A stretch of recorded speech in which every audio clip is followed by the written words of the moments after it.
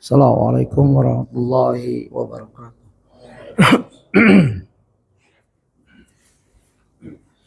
Innal hamdalillah nahmaduhu wa nasta'inu wa nastaghfiruh wa na'udzu billahi min shururi anfusina wa min sayyiati a'malina. Man yahdihillahu fala mudilla lahu wa may yudlil fala hadiyalah. Wa asyhadu an la ilaha illallah la syarika lah wa asyhadu anna Muhammadan 'abduhu wa rasuluh. Ya ayyuhalladzina amanu taqullaha haqqa tuqatih wa la tamutunna illa wa antum muslimun. Ya ayyuhan nasu taqu rabbakumul ladzi khalaqakum min nafsin wahidah wa khalaqa minha zawjaha wa batha minhuma rijalan katsiran wa nisaa'a wattaqullaha alladzi tasaaluna bihi wal arham innallaha kana 'alaikum raqiba. Ya ayyuhalladzina amanu taqullaha qulu qawlan sadida yuslih lakum a'malakum wa yaghfir lakum dzunubakum wa may yuti'illah wa rasulahu faqad faza fawzan 'azima. Amma ba'd. Fa inna asdaqal hadithi kitabullah wa khairul hadi Muhammadin sallallahu alaihi wasallam wa sharral umuri muhdatsatuha wa kullu muhdatsatin bid'ah wa kullu bid'atin dalalah wa kullu dalalatin finnar. Ayohal ikhwah jamaatul salat subuh satul fajar Masjid Al-Balad Bojong Sari Depok yang berbahagia, yang saya muliakan. Semoga pagi ini kita semua diberkahi Allah dengan segala nikmat yang kita tahu dan kita tidak tahu, yang dapat kita hitung dan bahkan kita tidak pernah menghitungnya. Nikmat bertubi-tubi, bahkan lebih deras dari hujan. Kalau hujan ada musimnya, tapi nikmat Allah tidak ada musimnya. Kalau nikmat Allah ada musimnya, maka sengsaralah kita. Tapi Allah tidak menentukan ini musim nikmat, ini musim azab. Tidak. Dalam keadaan diazab pun dunia ada nikmatnya. Inilah keagungan Allah yang menciptakan alam semesta, yang menciptakan kita. Dan nikmat yang paling nikmat adalah diutusnya seorang Rasul yang bernama Muhammad SAW. Allahumma shalli wa sallim ala nabiyyina Muhammad. Bahkan nikmat itu sampai akhir zaman, bahkan sampai nikmat itu sampai nanti kita berhadapan dengan Allah, kita berharap mendapat syafaat. Orang yang paling berhak mendapat syafaat adalah orang-orang yang mencintainya dengan ikhlas, berusaha ittiba' ala sunnah, mempelajari kisahnya, meneladani jejaknya selangkah demi selangkah. Inilah orang-orang yang akan mendapat nikmat syafaat yang agung. Oleh sebab itu sirah nabawiyah belajar meraih cinta sejati kepada sang Rasul sallallahu alaihi wasallam adalah di mana seorang muslim setelah bersyahadat asyhadu an la ilaha illallah, tidak syirik, syirkul akbar, syirkul asghar, syirkul khafi. Syirik dibagi tiga. Syirkul akbar, seorang keluar yang yakhruj minal millah. Ini syahadat penting yang selalu diulang-ulang. Rasulullah teladan roh kita mengajari umatnya selama 13 tahun akidah tanpa bosan. Praktek akidah ada di Madinah secara keseluruhan. Praktek akidah diajari dan dipraktekkan dari Mekah pindah ke Madinah, Nagaraan dan lain-lain. Praktek akidah di Mekah tahan siksa sebagaimana sahabat Bilal, Khubayb, Ammar bin Yasir. Itu praktek akidah. Mereka tidak banyak ilmu. Bilal tidak mengeluarkan ayat yang dia paham. Dia hanya mengeluarkan ahad. Mudah. seorang budak, nggak sempat menuntut ilmu, nggak sempat duduk berdampingan sebagaimana Abu Hurairah 3 tahun berdampingan, mulazamah melazimkan. Setiap Rasulullah keluar masjid langsung dipantau oleh Abu Hurairah 3 tahun lebih. Kalau sekarang S1, ya kalau pakai sertifikat. Tapi Abu Hurairah lebih dari S1, lebih dari profesor dalam hadis. Beliau menghafal ribuan hadis. Tidak ada yang dapat mengalahi Abu Hurairah kecuali Amar. Amar mencatat, tapi Amar tidak mulazamah. 3 tahun atau kurang lebih seorang Abu Hurairah murid setia yang sampai lapar karena beliau tidak mencari nafkah. Tidur di emper-emperan masjid, ya, sehingga hadirlah kitab-kitab seperti ini. Dan beliau salah satu yang mendapat doa sebagaimana para sahabat. Ya, salah satu sahabat didoakan, Allahumma faqihu fid din wa alim ta'wil. Ya, jadilah ahli tafsir. Abu Hurairah didoakan, ya Rasulullah aku suka lupa. Maka diambil sorbannya, didoakan, ditaruh ke dadanya. Sejak doa itu Abu Hurairah tidak pernah lupa. Setiap Rasulullah ucapkan langsung, ya, bersemayam di hati, kalbu dan akalnya dan tingkah lakunya. Nah, ini murid-murid terbaik seorang Rasul. Ya, kita akan masuk kepada halaman 346, di mana Ustadz menulis, ya, sesuai dengan peristiwa. Ini masih peristiwa Nabi kecil, Nabi SAW Muhammad kecil, sekitar umur 14 atau 15 tahun. Berbeda pendapat ulama, ada yang menyatakan 20 tahun. Setelah bab bertemunya beliau dengan pendeta Bukhairah. Yang hadis ini ada ikhtilaf. Tapi hadis ini sahih menurut sanad, tapi ikhtilaf dalam matan. Harus kita bedakan, ya, mana sanad, mana matan. Sanad biasa di atas. Ya, ya, dari ini gitu. Diriwayatkan oleh haddatsana begitu. Matan itu isinya. Nah, hadis bertemunya Rasulullah dengan pendeta Bukhairah, ya, di kajian saya yang ke-115 kalau tidak salah, mulai dari halaman yang panjang juga itu, ya, dari halaman 339, ya, pertemuan Nabi SAW dengan pendeta Bukhairah. Ini kisah yang mengagumkan, ya, agung sekali karena di situ bedanya ilmu. Yang pergi berdagang, Rasulullah ikut pergi berdagang dengan Abu Thalib, pamannya, dengan para ketua Quraisy. Begitu sampai Syria, ya, sebelum kita masuk ke judul kita hari ini, yaitu peristiwa perang Al-Fijar.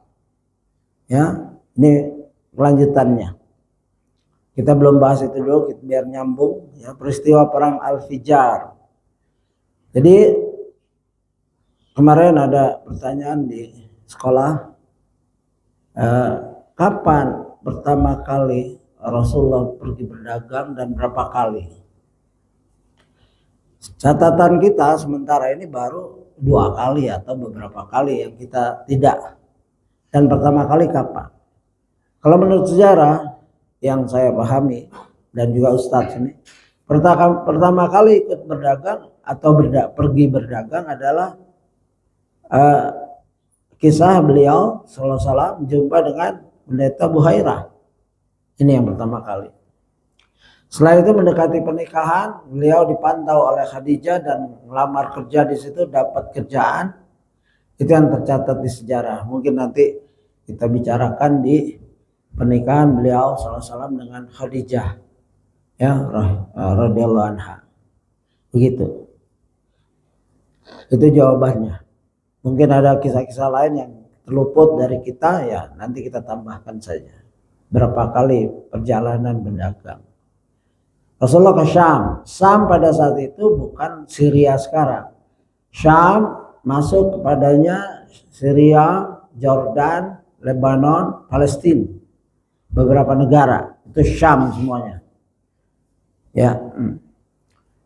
Nah, peristiwa agung ini dicatat kecuali ada hadis matan. Matan itu isi hadis yang munkar. Ya, dhaif jiddan, yaitu dibawa di Rasulullah setelah bertemu Buhairah nggak pernah keluar dari mihrabnya, dari gerejanya kecuali hari itu. Padahal Quraisy sering lewat situ dan berhenti di situ. Tapi Rasulullah tidak mau jumpa dengan para pedagang. Tapi pada saat itu dia keluar langsung mencari dan menggenggam tangan Rasulullah, langsung diangkat. Ini adalah ketua, pemimpin alam semesta, rahmatan lil alamin, bahasanya seperti itu, bahasa Quran. Kaget, ya, Quraisy dan Abu Thalib kaget. Ma ilmuka, kata, apa ilmu kamu? Apa yang kamu ketahui tentang anak ini? Ini anak umur 12-13 tahun. Ya, di kalangan Arab cuma pengembala kambing. Anak yatim piatu, memang ada keanehan-keanehan, ibunya menyatakan, ya mungkin mereka dengar, Rasulullah juga dengar, ibuku waktu mengandungku keluar cahaya dari perutnya menuju Syam. Ya, mungkin sudah kedengaran itu. Lalu pendeta Buhairah jelaskan, ya, tidakkah engkau lihat waktu dia nanjak itu, ya, awan mengiringi. Oh, bukan. Waktu dia nanjak itu batu-batu dan pohon sujud. Ya, orang-orang Quraisy nggak melihat itu. Pendeta dengan ilmu. Bedanya orang berilmu dengan orang yang tidak berilmu begitu. Pendeta berilmu, dia baca, dia keluar gereja aja enggak. Ya, baca kitab-kitabnya. Tapi para pedagang ya dagang. Abu Thalib pamannya ngurus, nggak tahu itu. Ya, ini kalau matan ini benar, matan ini nggak diperselisihkan yang ini, ya nanti yang diperselisihkan. Lalu aku pun melihat, ya, bayangan pohon karena Rasulullah waktu para pembesar istirahat habis perjalanan, Rasulullah ngasih makan onta. Ya, begitu dipanggil balik sudah nggak kebagian tempat berteduh karena semua yang berteduh di bawah pohon. Rasulullah duduk di terik matahari, maka bayangan berpindah. Pendeta itu melihat awan mengiringi. Ini semua kisah-kisah diperselisihkan, ya, terutama oleh Zahabi. Zahabi ahli hadis, Sahibu Syiar Alam An-Nubala, kitab besar, Tarikhul Islam, kitab besar juga, ahli hadis. Tapi yang lain memilah-milih mana yang sahih, mana yang mungkar atau dhaif jiddan. Ini masalah hadis, nggak paham nggak apa-apa. Kalau yang dibicarakan adalah setelah tahu ini jangan dibawa ke Roma, kata Buhairah, karena mereka sedang mencari Nabi sudah lahir bulan-bulan ini dan kalau jumpa akan dibunuh. Baru ngomong kayak gitu, datanglah 7 orang tentara Romawi bertanya kepada Buhairah, apakah ada seorang yang begini-begini cirinya dia adalah Nabi yang terakhir? Terus Buhairah jawab dengan ilmu. Ya, dia tahu ini polisi-polisi atau tentara Romawi yang sudah dibekali ilmu juga. Ya, dia jawab, apakah jika Allah kehendaki sesuatu ada yang bisa menghalanginya? Ya, secara makna seperti itu. Para tentara Romawi ini tidak bisa jawab langsung, ya. Dan pendeta Buhairah tidak bohong. Itulah pendeta yang jawab dengan ilmu dan dia serahkan sama Allah. Tidak ada. Lalu dia kenal bahwa Nabi inilah orangnya. Tapi belum masuk Islam, cuman baiat. Katanya baiat artinya pengikut. Yang mudah-mudahan yang 7 Islam dan Buhairah juga Islam. Ada pertanyaan juga di tempat lain. Apakah Bukhairah terakhir masuk Islam? Wallahu alam. Dari ciri-ciri insya Allah kita doakan, dan yang 7 Romawi kalau cerita ini benar sahih, ya insya Allah mereka menganut Islam. Ya nggak ada beritanya. Satu yang tidak beritakan, ya kita nanti nunggu di akhirat. Ya, ulama tidak memberitakan, dia tidak mencatat gitu. Nah sejak itu Rasulullah disuruh pulang, balik, tidak boleh pergi, ya dikirim balik ke Mekah. Cuman waktu baliknya ini ada hadis ziyadah munkar, ziyadah dhaif. Ziyadah itu tambahan, di mana Abu Thalib sebagai pemimpin yang dekat dengan anaknya, yaitu Muhammad SAW kecil. Siapa orang yang paling dekat? Aku bawa pulang ini, ya nggak boleh terus jalan ke Romawi atau mana. Waktu pulang, maka diantarlah Nabi Muhammad oleh Abu Bakar dan Bilal. Ini hadis matannya yang munkar. Ya, Syekh Albani menyatakan hadis sahih secara sana, tetapi matannya sebagian munkar, dhaif jiddan.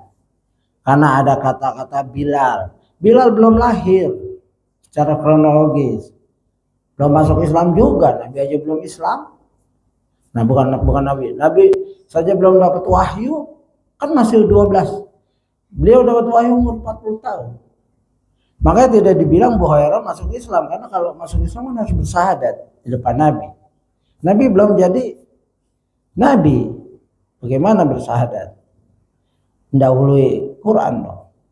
Sebenarnya bagaimana Warakah waktu dapat wahyu pertama, ya begitu. Ya laitani jaz'an. Warakah yang dibawa, yang masih saudara dengan Khadijah, menyatakan andaikan aku anak muda, akan aku tolong kau waktu kaummu mengusirmu. Kaget. Ya, Rasulullah kaget. Apakah mereka akan mengusirku ya, wahai ya paman? Iya. Dan aku akan menolong. Di situ Warakah berkomitmen untuk masuk Islam, insya Allah. Najasyi masuk Islam, tercatat. Heraklius padahal sudah ngomong, andaikan dia ada di hadapanku, aku akan basuh kakinya. Tapi dia nggak masuk Islam. Sejarah mencatat bahkan memerangi Rasulullah. Ini beda-beda.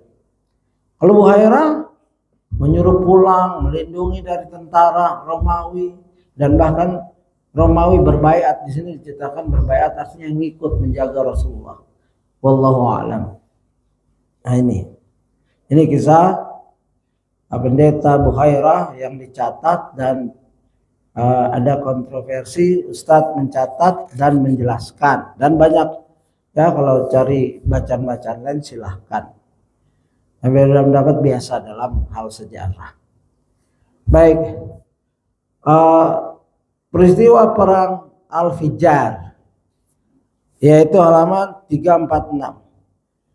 Perang Al-Fijar, catatan kakinya 94. Kata Al-Fijar bermakna al-mujajjarah, yakni saling berbuat fujur atau kejahatan.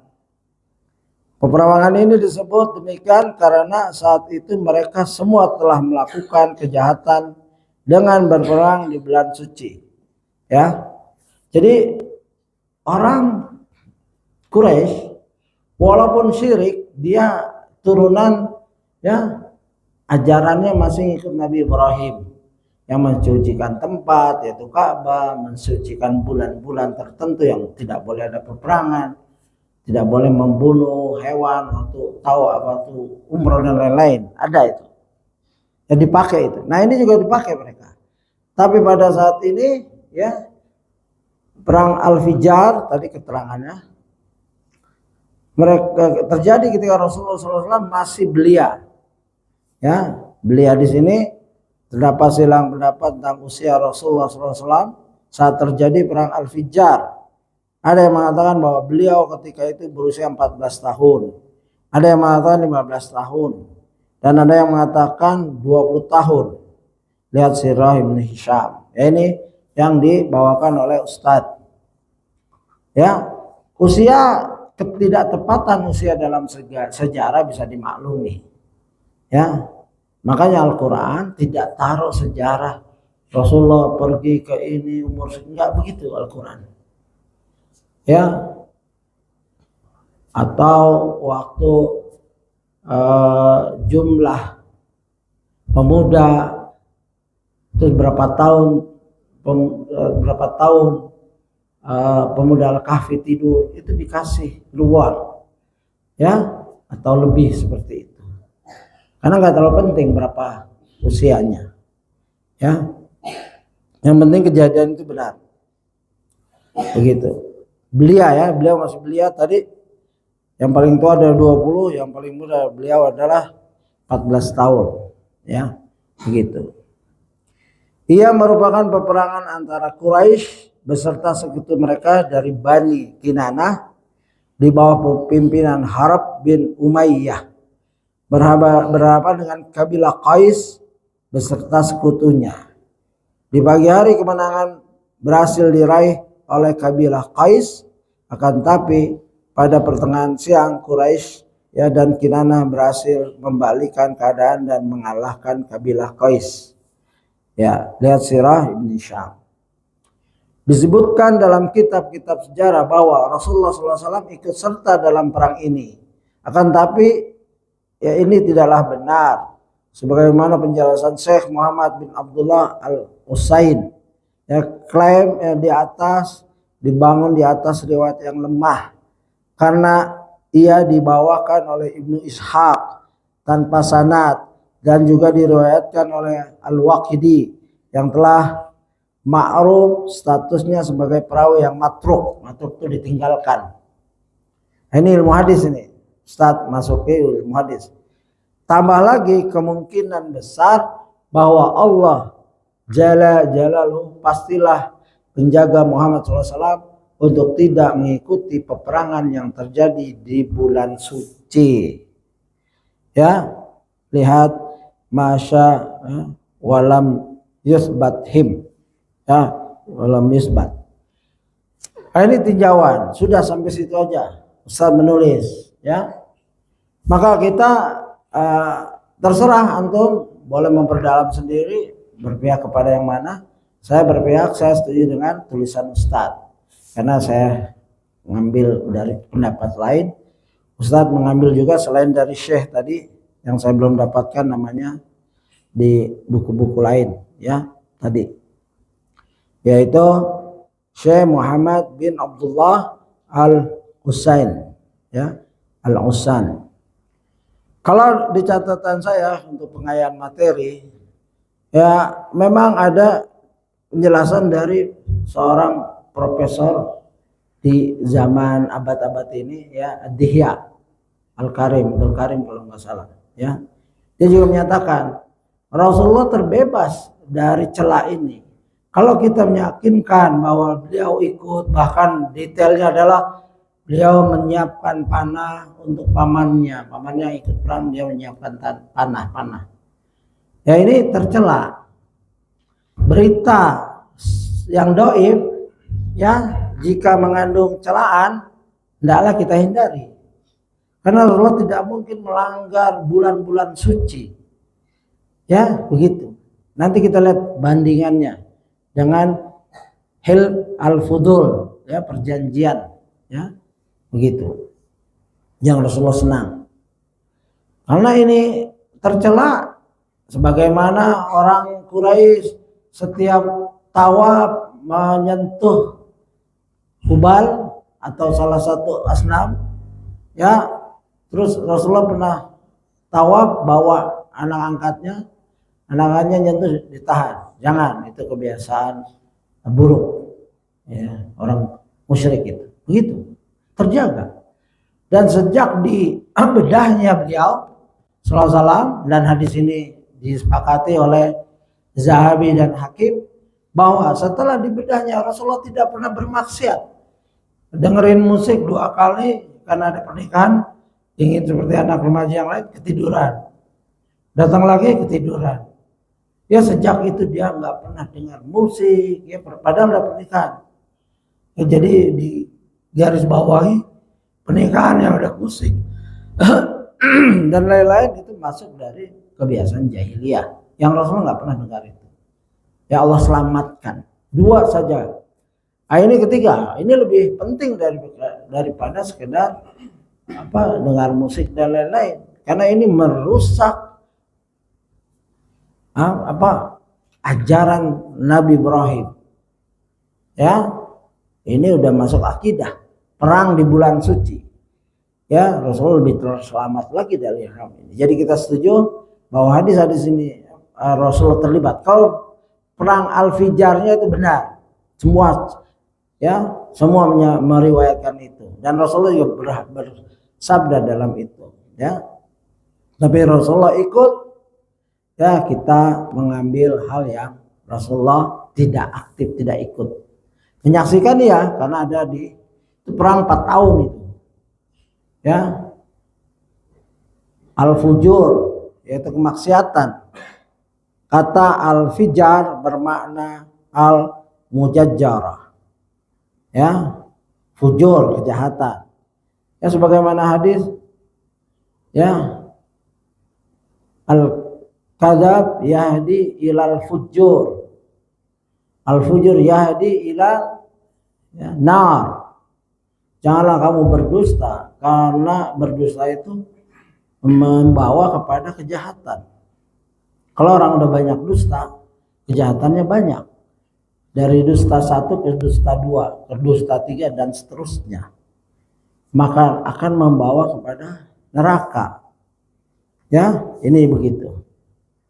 Jadi, dan pada saat saya sebagai bahasan, pada saat saya ingin mencari bukti-bukti yang menguatkan, ya, saya dapati tulisan yang menurut saya perlu bahas ya di sini, di mana ada seorang menulis, ya,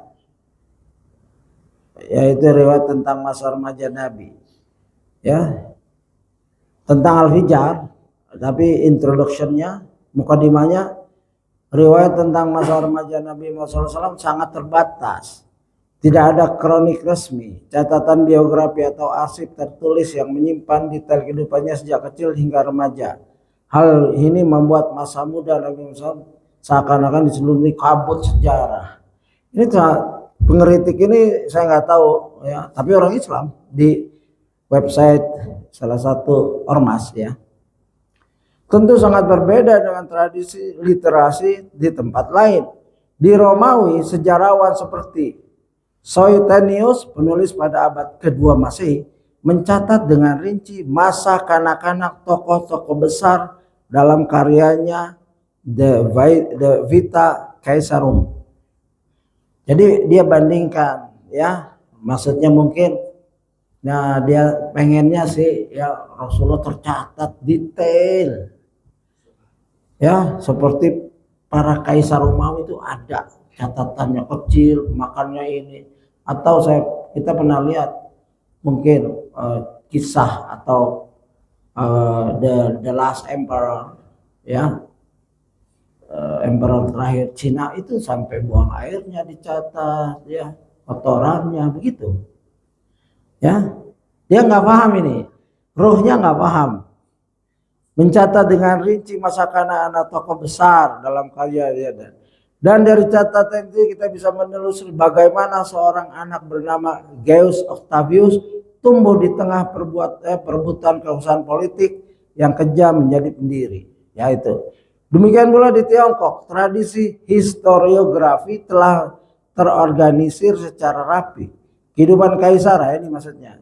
Kehidupan Kaisar Taizong dari dinasti Tang abad 7 dicatat dengan teliti sejak muda dalam buku sejarah resmi seperti Diu Sangshu, sejarah lama dinasti Tang.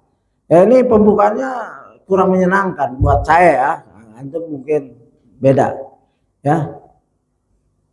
Jadi dalam konteks Arab, mayoritas masyarakat mungkin tidak menyangka Nabi SAW akan menjadi tokoh besar. Hal ini barangkali yang membuat tidak ada kedesakan budaya untuk mendokumentasikan masa kecilnya.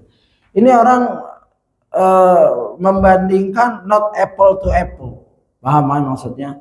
nggak sesuai kias kayak gini, analogi kayak gini nggak sesuai. Satu tokoh sejarah yang dari kecil sudah jadi kaisar, satu ini utusan Nabi.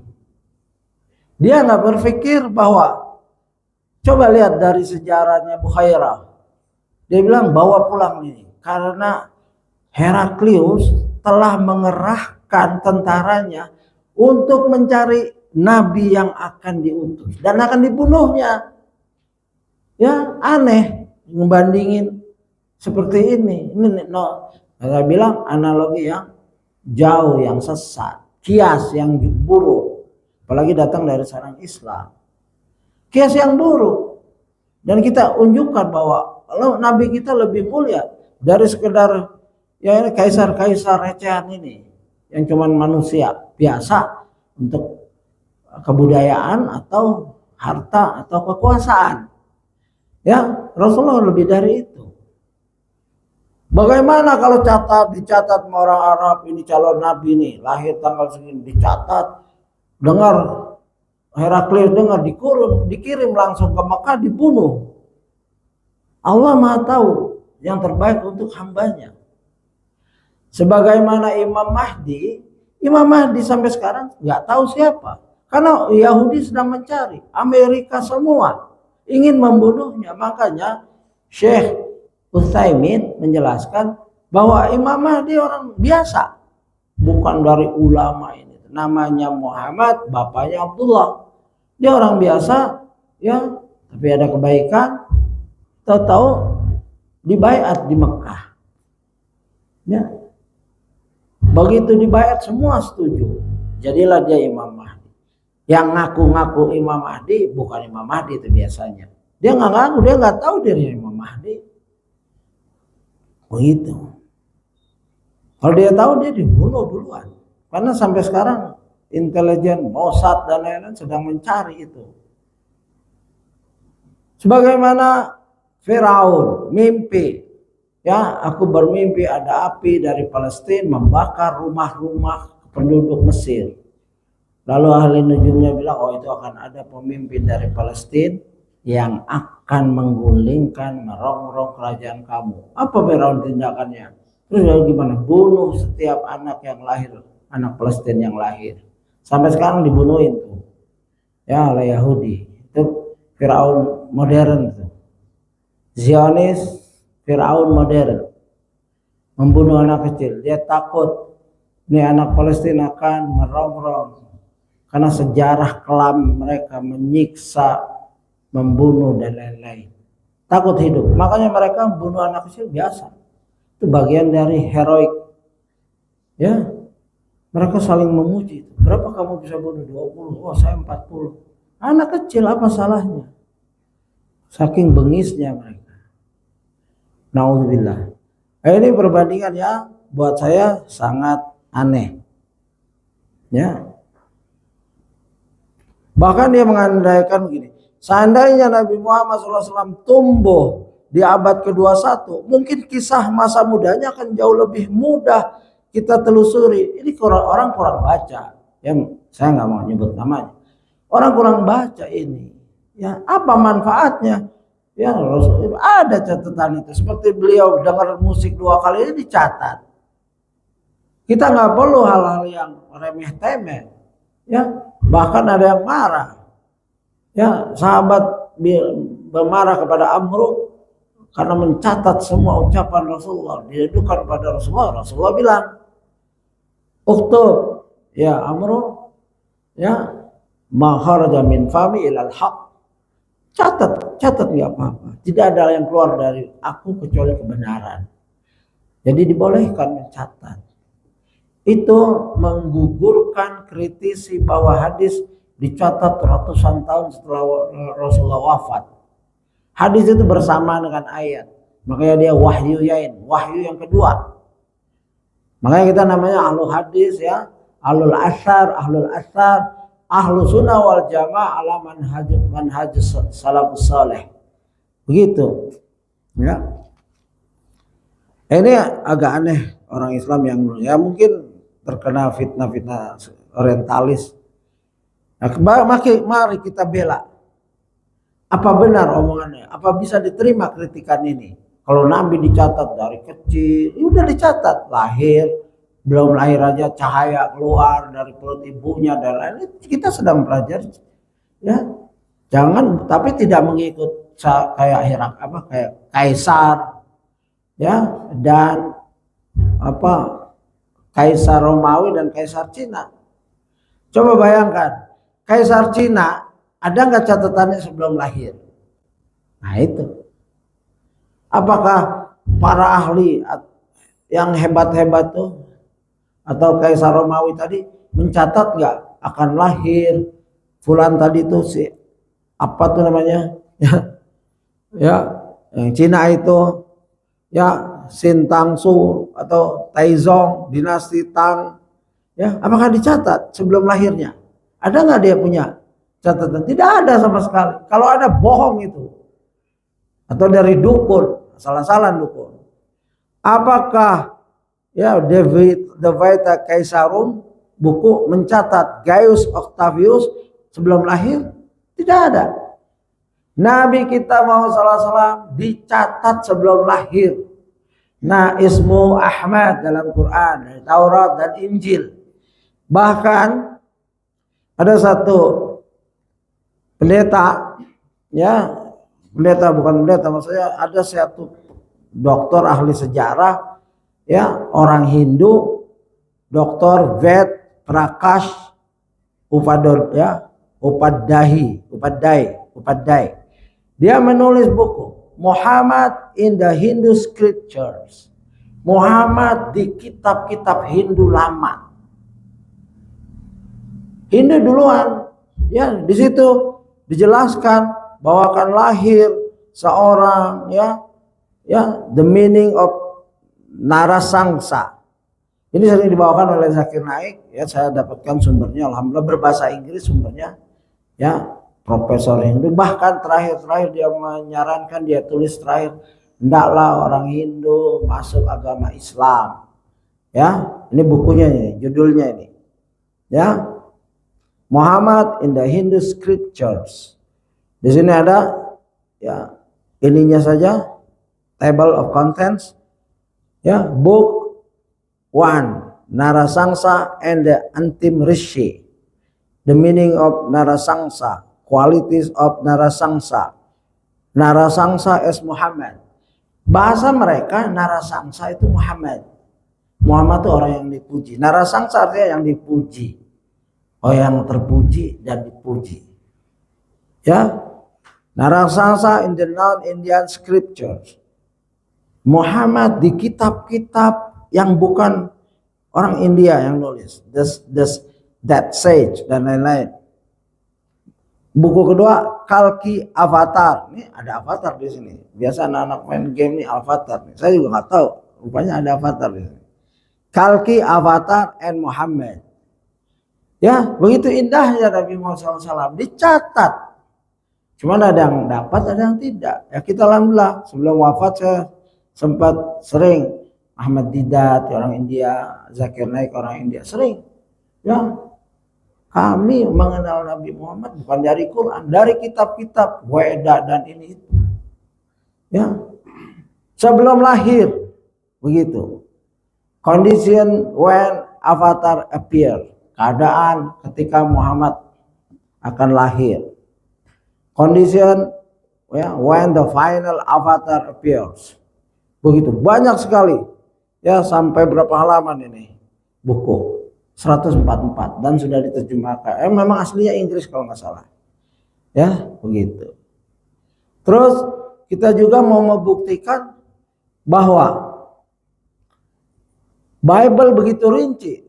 Injil begitu rinci, ya the amazing prophecies of Muhammad in the Bible, karya Majid bin Sulaiman Ar-Rashi, ya ini begitu detail, ya namanya di Bible ayat ini nomor segini, karakternya, tempatnya, location from which he was to emerge. Ya tempat di mana dia akan lahir, the message to be ya, revealed through them. Ini ada dari Bible semua ini. Ini saya baca judul-judulnya aja, ya. Maksudnya ini Bible ya, Bible bisa Taurat dan Injil, Perjanjian Baru, Perjanjian Lama, begitu. Ya, fulfillment of prophecies which is he foretold. Ya, kebijakan-kebijakannya atau keberadaan beliau. The time when he was to appear, hari saat dia keluar.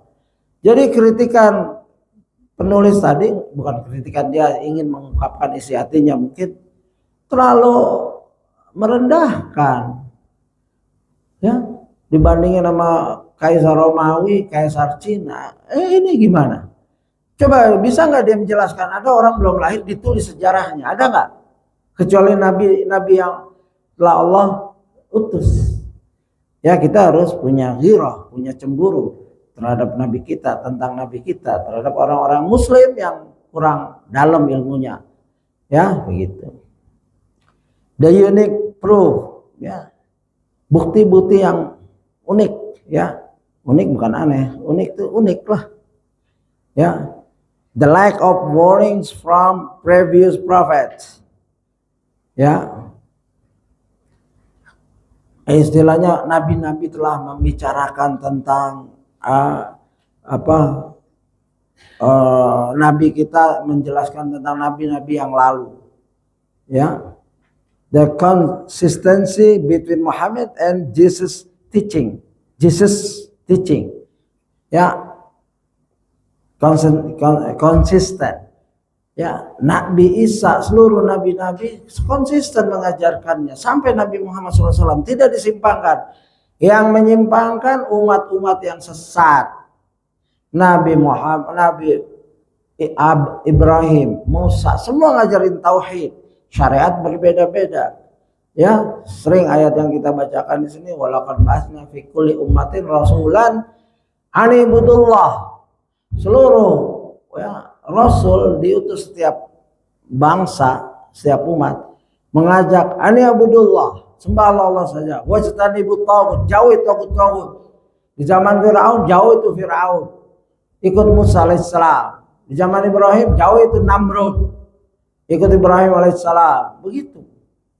Di zaman Muhammad jauh itu Abu Jahal, yang tadinya Abul Hakam jadi Abu Jahal, ikut Nabi Muhammad SAW. Ya, begitu.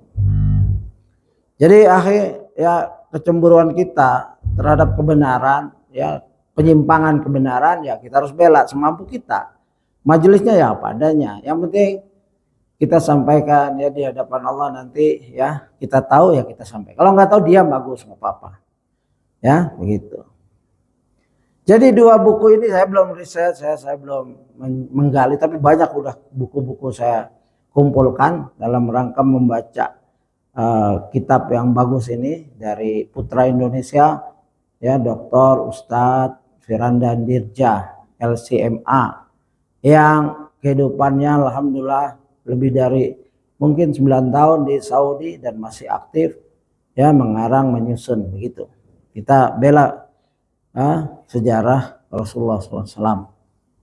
Ya, saya cukupkan masalah perang Al-Fijjar. Jadi perang Al-Fijjar di mana Rasulullah tidak ikut, ya, sebagaimana kebanyakan para ulama yang kita pegang keilmuannya, Rasulullah tidak ikut. Itu yang kuat, ya, gitu. Kalaupun ada yang menyatakan ikut dan lain-lain, itu dianggap lemah sumbernya. Ya, tadi Ustadz telah menyebutkan Al-Waqidi dan lain-lain, itu tidak ada satu penulis sejarah kalau dia nggak bersanad langsung tolak saja. Biasanya ngarang atau sumbernya lemah sekali, begitu. Dan kita masuk kepada topik, ya, tadi yang saya sebut dokter yang menafikan peristiwa ini, antaranya Syekh Akram Dihya Al-Umari yang merupakan guru besar Sirah Nabawiyah Universitas Islam Madinah. Ini yang kita pegang, guru besar beliau. Kitabnya ada, silakan beli. Sahih Sirah Nabawiyah sudah diterjemahkan, itu bagus. Dan ini banyak diambil oleh Al Ustadz, ya. Tapi Ustadz bilang tadi dari Syekh lain. Tapi ini yang kebanyakan para pelajar mengambil dari Syekh Akram Dihya Al-Umari, ya. Menafikan kejadian ini ya karena beliau tidak menemukan sanad yang kuat untuk menunjukkan keautentikan peristiwa ini. Selain itu beliau beranggapan bahwa keikutsertaan Rasul dalam perang ini adalah sebuah hal yang mencederai kesucian dan kemaksuman beliau. Rasulullah maksum kalau ikut apalagi umur 20. Waktu umur 12 saja ya, datang ke suatu pernikahan yang dia belum tahu. Rasul belum tahu ini apa. Ini suara suling, gendang, ini apa? Sahabatnya bilang, ini ada orang lagi nikah itu, fulana dan fulana orang Quraisy. Ini acara pernikahan mereka. Rasulullah dengerin, ternyata ketiduran sampai siang, sampai matahari terik bangun. Besoknya gitu lagi. Ini apa? Begitu terjaganya Rasulullah maksum. Ya, kalau kita mungkin dengar Quran, ini apa ya? Itu Quran, Pak. Saking jarangnya dengar Quran, mungkin ya. Rasulullah terbalik, ini musik apa ya?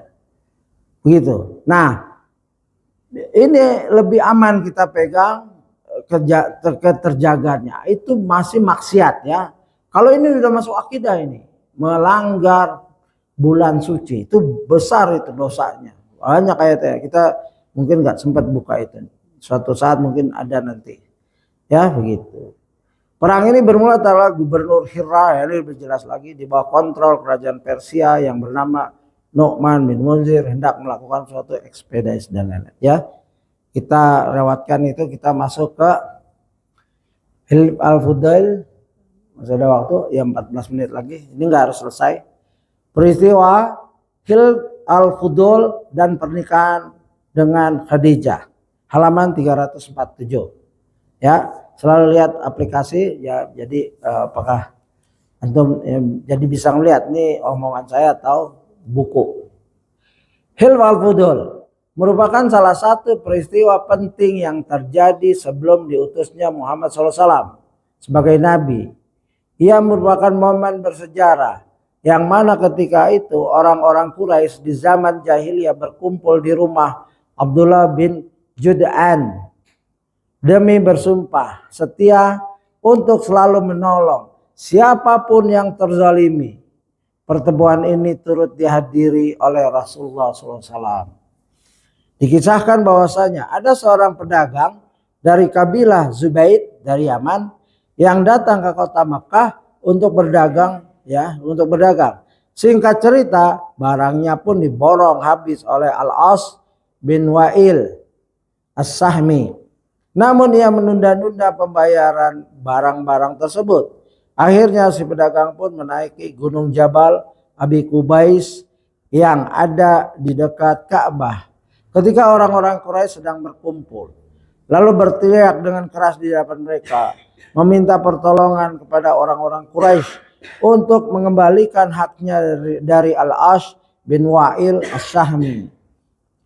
Mendengar itu, salah satu paman Nabi SAW bernama Zubair. Ingat, paman Nabi ada yang namanya Zubair.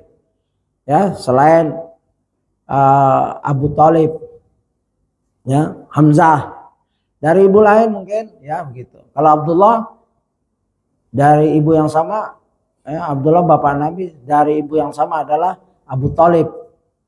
Kalau yang lain dari ibu kan istrinya Abdul Muttalib ada 5. Ya, itu anaknya ada 10. Ada apa? Harith. Al Harith anak pertama dari ibu lain juga. Nah, ini paman dari mungkin dari ibu lain, Az-Zubair bin Abdul Muttalib, ya. Pun berinisiatif mengajak kaum Quraisy untuk menolong pedagang dari Yaman tersebut.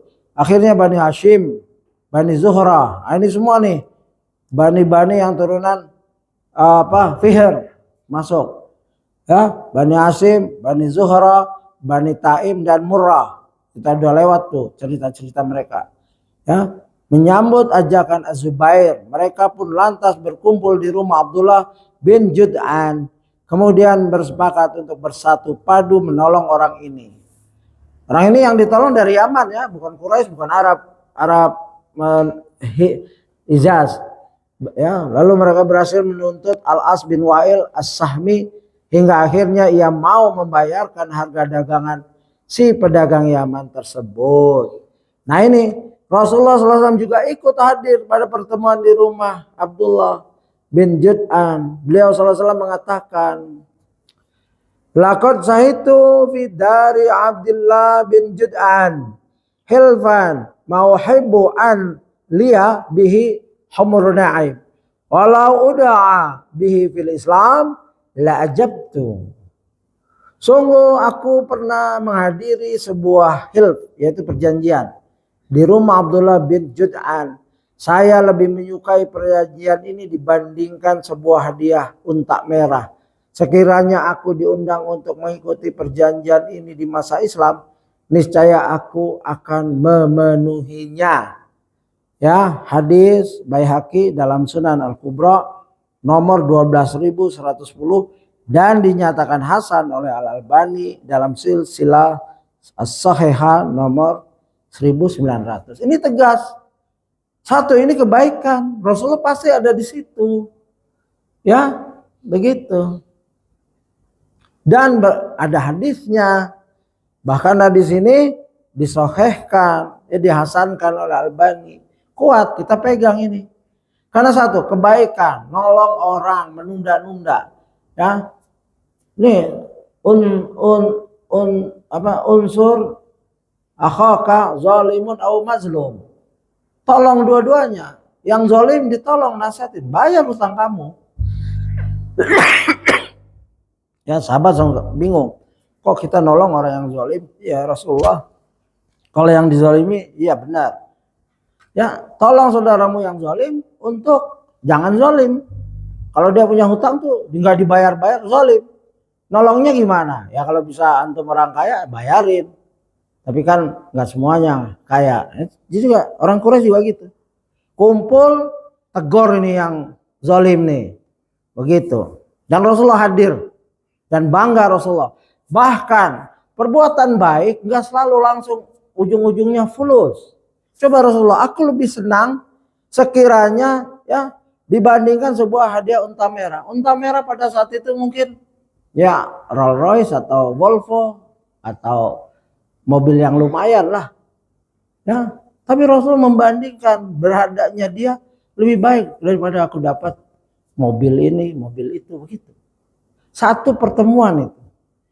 Lah kalau antum sering ikut kajian, pertemuan, itu harta antum di akhirat insya Allah banyak. Ya teman kan belum kelihatan. Atau ikhlas apa enggak. Kalau Rasul ikhlas. Ya, andai kan ada orang ngasih hadiah, terus dilarang dia ikut, dia nggak ngambil, ikut. Nggak apa-apa, hadiahnya buang aja. Begitu. Ya ini menunjukkan bahwa Rasulullah beda cara melihat dunia.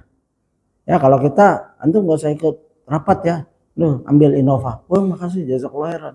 Baru nggak apa, second lah lumayan tapi begitu kita ya. Kalau diajak meeting kayak gini, terus ada Innova. Ini tempat tinggal 9 yang 10 kamu mau diisi sama yang lain. Kamu ambil Innovanya. Iya Pak, terima kasih Pak. Ya bisa kayak gitu kita ini iman kita. Tapi Rasulullah tidak. Ya anda kan benar-benar ada onta.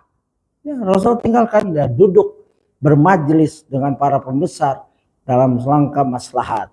Ada pertanyaan enggak? Nah, ini bab hutang saya sudah kumpulkan. Nanti saya akan panjang di perjanjian ini karena bab hutang saya sudah kumpulkan sekitar ada 10. Terutama karena waktunya singkat bagi kita. Siapa yang tidak berhutang? Nabi aja berhutang. Ya, masalah hutang ini masalah muamalah. Ya jangan. Tapi kan ada kemarin, nah kita bacakan di sini atau di tempat lain. Hikmahnya dari siapa? Luqmanul Hakim. Itu dalam At-Tanwir, tafsir besar, dikumpulkan 70. Kemarin kita udah bacakan beberapa saja.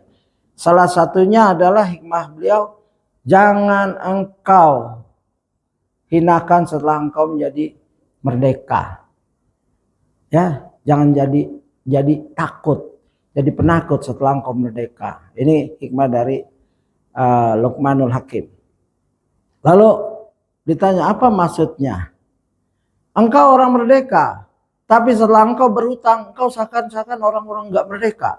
Takut jumpa, takut ditelepon, takut di WA, takut karena ya satu itu dan akan membawa kepada kebohongan. Ntar besok. Kalau nggak ada uang, datang. Maaf, saya belum bisa memenuhi tanggal segini. Boleh kasih tempo lagi? Begitu adabnya dan ini penting, ya. Karena apa? Ya kalau antum masih susah juga, Allah mengajarkan. Ya, ini saya pilih satu aja karena waktu kita udah sempit. Ya, tinggal berapa menit lagi? Ya. Nah ini kalau nggak hafal, kita perlu doa ini, tapi nggak hafal-hafal karena panjang.